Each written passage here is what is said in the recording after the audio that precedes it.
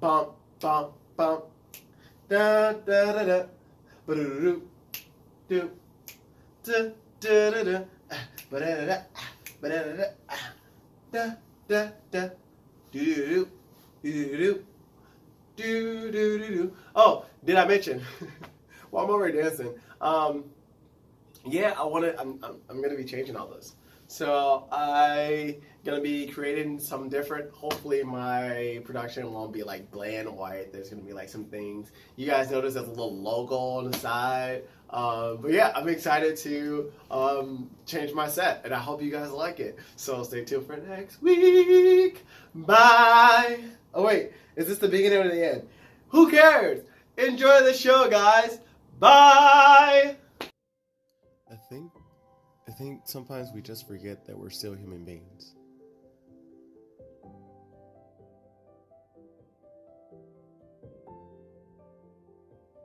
Yeah, I think it's important that everyone should know their status. Knowing your status is the first step to really kind of having that conversation.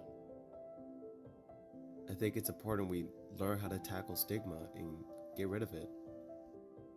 I think it's such an extremely amazing thing that I get to do this every day and meet such great people and learn their story and share some of their story with the people that watch us every day. To remember to stay hopeful in victory. Good morning, guys. Good morning. It's back to just me today. I hope you guys enjoyed this amazing week of me and my family. There is going to be a part 2 and possibly a part 3 of just the scope of my family, because it's so many members, and honestly, I just want to kind of introduce you to all of my family if I can, if they feel comfortable coming up here. I am Dusty Line, and if you haven't subscribed already to my channel, go ahead and subscribe. Click the button wherever it's over here. I think it's over there. Go ahead and subscribe to my channel so you know when I'm posting new videos every day of the week. Let me go ahead and start y'all off right with a dab of that coffee. Come on, baby. Bing!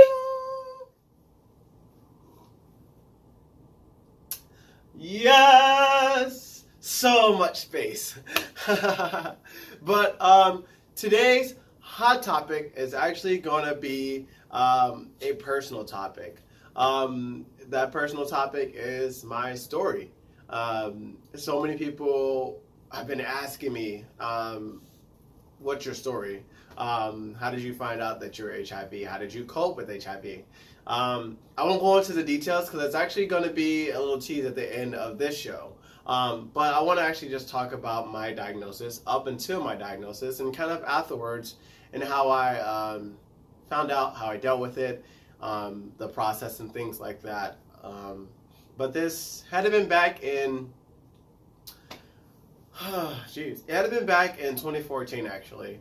I actually just became, maybe about October actually, yeah, I became actually open, not even a little more, I became open about my interest in guys to my friends, not just to my close friends, but to my friends, my family, my acquaintances. Going back to my story, I actually was talking to this guy for the first time. It turns out this guy had actually recently got out of a relationship himself, was nearly engaged. I have a weird, now that I think about that, I have a weird history with people who are coming out of like some really serious committed relationships, and like I'm just like little old me who hasn't been in a relationship longer than 6 months gonna come in and like we're gonna have like a great time. Like no. Actually, oh my god, yeah, it was at a party, at his house party, and it was my first time like actually hitting on a guy. Like I was so awkward, and it was just me and him after everyone laughing. I was just kind of like, you know what, he's cute, why not make a move? So I think I kissed him or whatever happened. Anyways, we hooked up. Things occur over time. We were hooking up over a period of maybe like a month and a half. But we stopped talking because, he was still coming out of that relationship that he was getting out of. And I was just like, you know, when you first kind of come out and you're like really excited about who you are, your identity, and you just want to get booed up, you know what I'm saying? So like, in my sense, I felt like I was kind of dragged along. Like I was kind of like, here's a cracker, wait a little bit, here's a piece of another cracker, you know, wait a little bit, here's another piece, kind of thing. Like, you know what I'm talking about if you've been in that situation, which I'm sure a lot of us have been in that situation. Don't do that. Don't play mind games with people. That shit will come back and fuck you up. Actually, the night before, my ex, who I had broken up back in September, me and her had hung out, and you know, we were talking, and at that point she knew like I was interested in guys. That's why we had such a rocky relationship.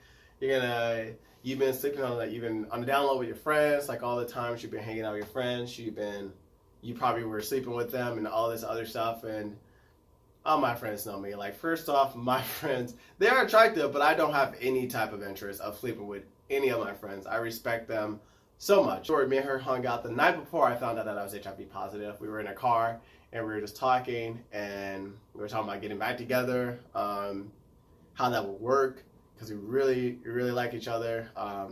She was a great person.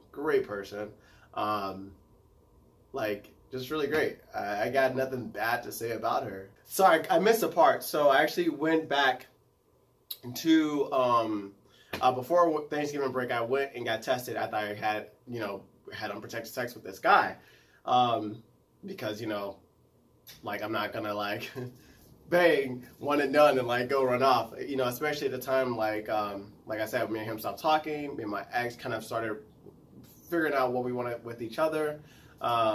So I felt like it was only right that I go and get tested. If I was gonna get sexually involved with her. At that point, we weren't sexually involved. We were just talking. And then we talked that day before. It was really good. We had a blunt. We was chilling, smoking, just having a really good time. The next day, I went in and they were like, "Hey, we got some news." I stopped in my health services on my campus, and the doctor had walked in, and he's like, "Go ahead and get relaxed. Got some news to tell you." And he walks out, comes back in, and he like sits down, and he's like, "Yeah, I got some bad news. You are HIV positive." And I was shocked. I was devastated. I was so hurt. I instantly, I didn't even cry like y'all. Like, that's how like numb I became in that moment. Like, I didn't cry. The doctor was like, here, he gave me a card, which is funny because I'm going to pull that card out and show you guys, because I had it to this day. Like I was saying, read the focus, I got this card. This is the card, actually, that I got, that you can see. I know the light's a little dark, but that's the card I got that they gave me. And on the back, I had wrote down all of everything that I could, that they told me, like, hey, like, this is who you're going to talk to, HIV specialist, and Effingham, and she's going to help you. This is all they gave me, and they discharged me from the office. I called my best friend who was in class at the time, and she's like, okay, yeah, like, I'm almost out of class, I can just stop by. And I'm like, no, I need to talk to you right now. Like, me and her sat down, and I bawled.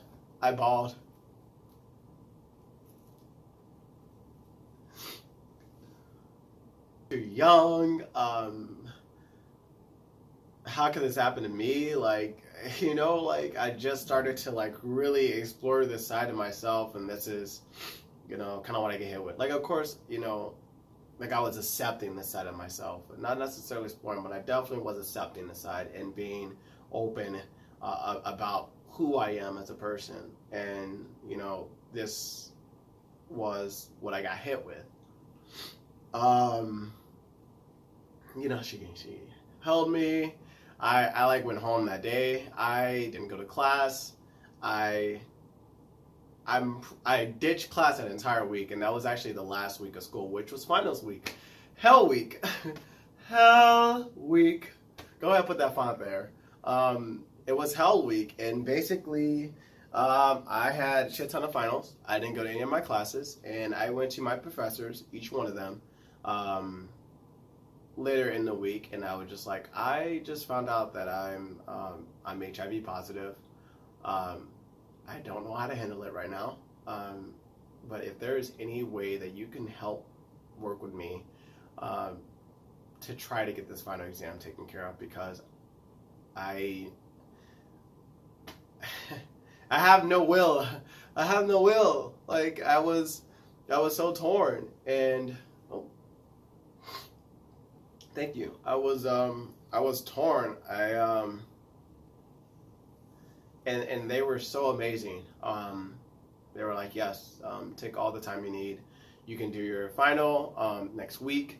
The week after, it doesn't have to be turned in till the 21st, and it was like the 8th or 9th, or it was like the 10th or something like that. So they really gave me time. But one professor, and I want to give her a mad shout out, because she was definitely my mom at my university for me at the time. Because I haven't told my mom yet, this was Wednesday, and me and her, I went to her office, and she was one of my professors, and I would always stop at her office, and we just have like a little one-on-one. I had told her, and she's like, oh my God. She closed everything. She closed the door. She's like, what did they tell you? Like, what are they telling you to do? What do you need to do? And I said, I don't know. And I'm crying. I'm just like, I don't know. I don't know. I can't handle this. And she took the card that I have for Cheryl Packer, and she wrote, she called Cheryl, and she scheduled an appointment for me.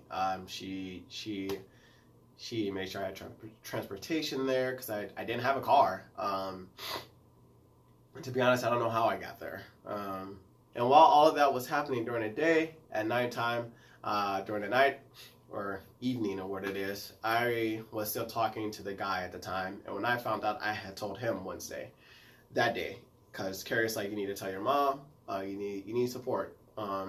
You probably need to talk to the guy as well. He denied that shit so quick. He actually, in that moment, he's like, oh, like I'm about to go and take like 2 take-home HIV tests. I'm just like, no, go get your blood drawn, actually see if you are HIV positive or negative. So we're going back and forth, we're arguing, and so I end up going to Cheryl Packer, Cheryl's office that Friday, and that was also the time I had told my mom of my status. But that was, I honestly remember the first week, because it was that was the week, man. That was the week. Like every day has a day to it. Like every day has a theme to it. Monday was like, oh fuck, and Tuesday was like, here we are. And then Wednesday was like, oh fuck. And then Thursday was like, here we are. And then Friday was like, oh fuck. And it was just very up and down.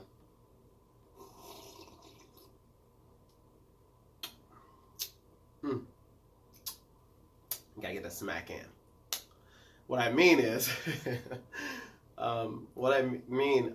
is when I wasn't necessarily the biggest person on health. I wasn't meditating. I wasn't all the things I love to, because I love meditating. I love yoga. I wasn't eating right. I wasn't making sure that I have the sustainability to have a healthy lifestyle. Like I didn't always have, money. I didn't always have food. I didn't always have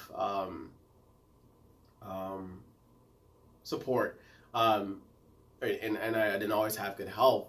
But I will always give. Like I was always giving, but I wasn't giving to myself. I wasn't doing self-love a lot. I really wasn't. And I wasn't reminding myself all of the things that I'm grateful, gratification of all the things that I do have. It was bad, you know, it was bad, but at the time it could have been a lot worse. But because I became HIV, since I found out that I was HIV positive, like, you know, I really spent a lot of time, like that first year, I did a lot of journaling. I did a lot of meditation. I read a lot. I got hugely into Taoism.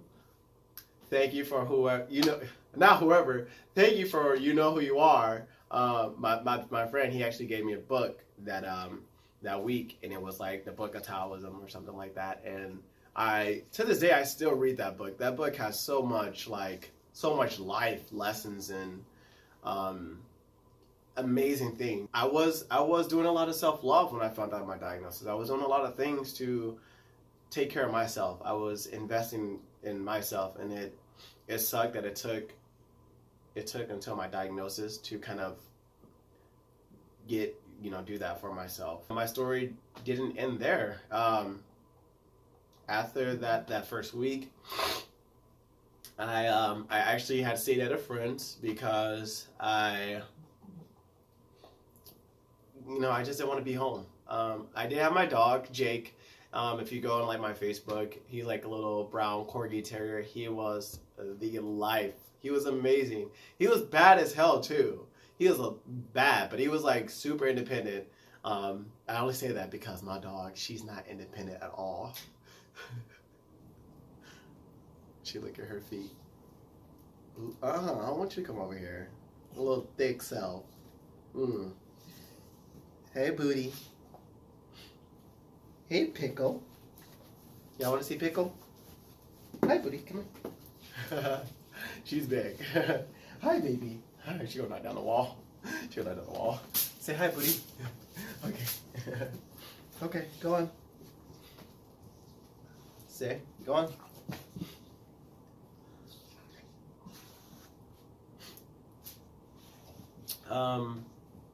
Yeah, I went to my friend's, and she let me stay at her place, and like I thought I was like new me, like new year, new me. Like I like relaxed my hair, like it was like flat and like brushed to the front, like it was just like it was straight. I was going through a period. Let me just say that I was going through a period, and I will like post a photo right here, right there.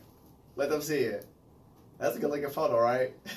But yeah, like I stayed at her place for winter, and she let me stay there.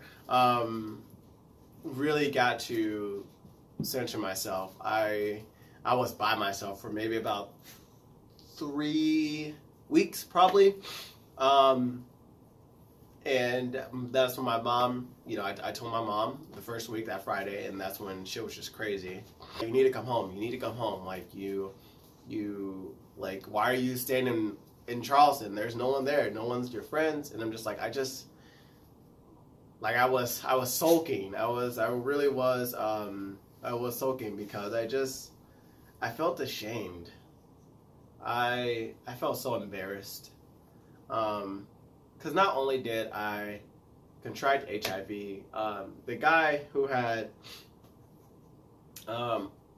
contracted it from, he was graduating that week as well, that first week, and we had gotten a huge argument after Thursday when we had talked with each other and through text.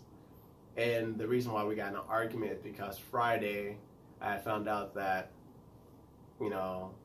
someone had posted on social media that there's someone on the campus who has HIV and is spreading it, you know what I'm saying? And that was devastating. And I think that's why I'm so weird with social media right now.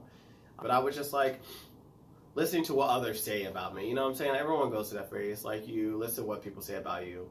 And that wasn't the best place to be in. At that time, of course, and I know that now, but then I didn't, and I found out, and people it shared it like wildfire. I ended up deleting like my Facebook, my Snapchat, my Instagram. I stopped talking to my grandfather. I stopped talking to my friends back at home. I stopped talking to family. Like I felt so embarrassed. I felt like everyone knew. I felt like I was walking around with HIV on my forehead. Random people would actually come up to me on campus and just be like, "Are you okay? I heard the news." Some would just be like, "I heard the news." Not like you're okay. No one was that really threatening, but I was just ashamed. I was embarrassed because everyone pretty much knew. And I had no control. I had to find out my purpose, and I find I still find that today. Like, there's a new purpose in every day, but that was hard to really understand then, because I was very, very suicidal. There were times where, there actually was a day. I have my journal where I'm like, I'm ending it right here. This is the day. I got my letters written. I'm going to do it.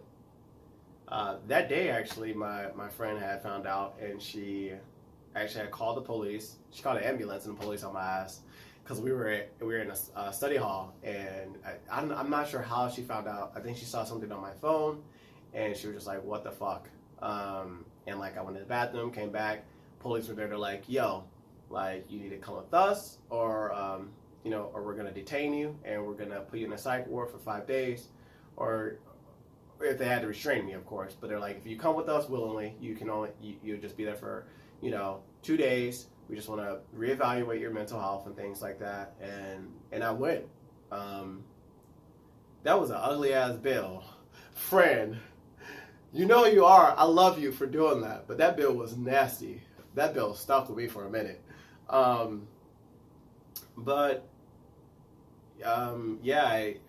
why I ended up staying with my friends. But after coming back from winter break, I was, of course, the situation for me trying to commit suicide was a little later in the year of 2015. It was in probably March 2015. At that time, I wasn't starting my medication. I still was like so much in here.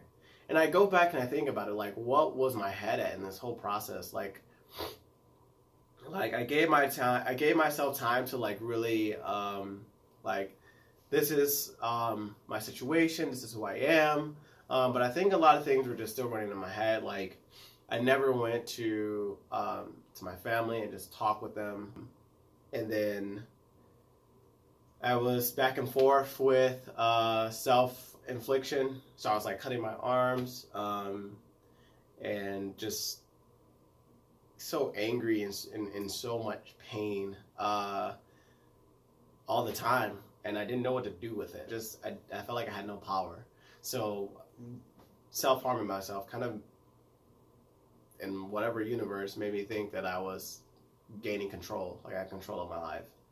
So then the situation happened when I tried to commit suicide, and that fell through the cracks. Why say it like that? Well, it didn't happen. It didn't happen. I'm still here, of course. But after March came, April and May, I ended up actually stopped doing Xanax, because from the month of December of 2014 all the way to I want to say April, March, I stopped doing Xanax. I was like popping so much Xanax to a point where I would black out with alcohol. Like, I wasn't drinking with water. I was actually just chasing it with hard alcohol, and I would black out just at random places. And my friends would be like finding me like, "Hey, are you okay?" There was one time I blacked out. I ended up in my ex on her couch. There was one time I blacked out. I was at my friend's house and their cats were all over my face. There are photos of that in like my Google Photos. There were times where I blacked out and I was at the downtown Charleston courthouse on the stairs, just knocked out, and random people are like, "Hey, like, are you okay?" It's like 4 a.m. I wake up and I get on my skateboard and I like fucking skateboard back home. It wasn't the healthiest period, and like I said, I wasn't on medication. Like, I really didn't have a lot of hope. I really didn't have a lot going for me. And at the time, my mom's like, come home for the summer. Don't stay in Charleston. Come home. At the time, she lived in Rogers Park. She's like, come home. There's a beach right across the street. You can go out and just kind of hang out there with Jake when you need to. Just go and just do you. And that's what I did that summer. That summer was really awesome. Like I had to see my sister, me and my dog. That summer was awesome to a point. Me and my dog would go to the beach, go in the water, swim. It was really rejuvenating. And then on my birthday, which is June 8th, da da da da. Yeah, I'm a Gemini. Of course you knew that. But it was my birthday, and I decided to actually start medication then. So I started taking medicine, and then I was like, you know what? Yeah, I think I can do this. This is manageable. That's when that word started to come into play. Then August came, and my dog had passed away, and that kind of threw me back real bad. Because I thought at that point, I'm like, oh man, it's getting good, and then life was just like, bam. It's just hard. I think one of the things that we have to focus on, if you are newly diagnosed, is self-care. Journal as much as you can. Read as much as you can. If you are going to spend alone time by yourself, do all the things that like people say to do. Meditate. There's like this thing Oprah Winfrey have where she does like this type of a different type of meditation for 10 days, I believe, every day. And that's really cool. I made it through 4. That was really fun. It was different. Read and learn. Do some research on HIV, where it's come so far, because of course, if you are newly diagnosed, you don't know that you can manage living a healthy life. Is this focused? Yeah. That you can manage living a healthy life. You can live a long life. You can have kids. You can have a family. You're not a walking zombie. So definitely do your homework. Reach out to people who are HIV positive themselves, or who aren't. There is a great app called My HIV Team. I just learned about that this year, and it's just people across the world that you can just talk with if you're having a bad day or a good day, and just kind of talk with them, and it's kind of cool because you're not alone. Use that downtime, alone time, to journal, to talk, to read. Just be a kid. Do all the things that give you that childlike perspective of the world, because that allows you to fall in love with the world all over again. Don't be ashamed. Don't feel ashamed. You don't have to prove anything to anyone. Of course, strap it up.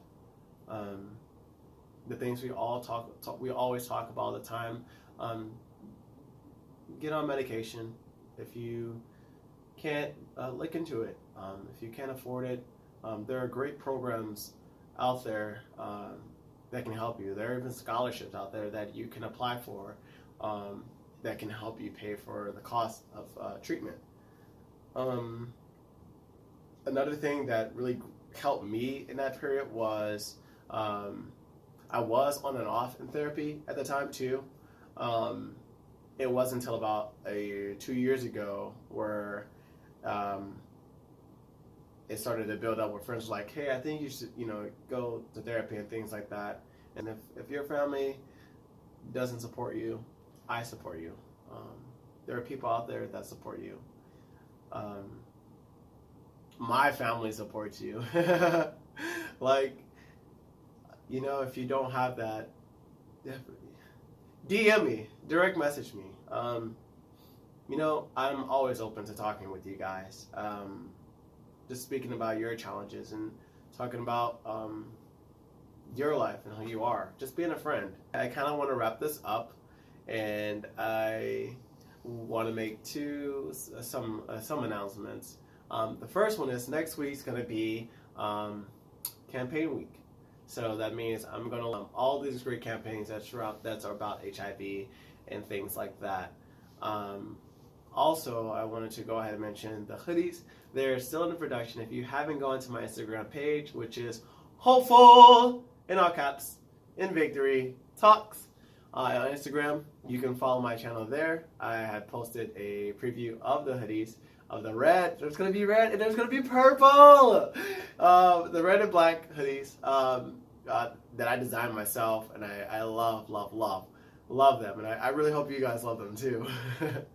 Another thing is subscribe. You can follow me on Facebook. My Facebook tag name is Dusty Lion. That's my page. Or you can follow me on Instagram, which is Hopeful in Victory, or on my YouTube page, which is also Hopeful in Victory Talks.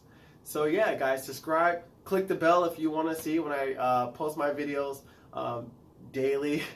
I'm looking forward to spending 2019 with you guys. As always, stay hopeful in victory. This is Dusty Lion, and you guys have a great weekend. Bye!